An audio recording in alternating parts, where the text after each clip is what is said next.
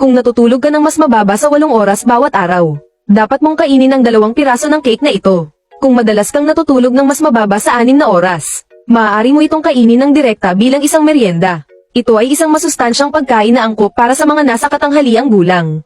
Ang walang asukal, purong vegan na red date at walnut cake na ito ay ginawa mula sa mga piling sangkap tulad ng red dates mula sa Xinjiang, mga walnut, brown rice, at iba pang masustansyang sangkap. Maraming tao ang nakakaalam na ang pagkain ng red dates at walnuts ay kapaki-pakinabang, lalo na kapag walang laman ng tiyan sa umaga. Kaya huwag palampasin ang pagkakataong ito, bumili na ng ilang pakete mula mismo sa tagagawa. Ang bawat piraso ay individual na nakabalot upang matiyak ang kaginhawahan at kalinisan.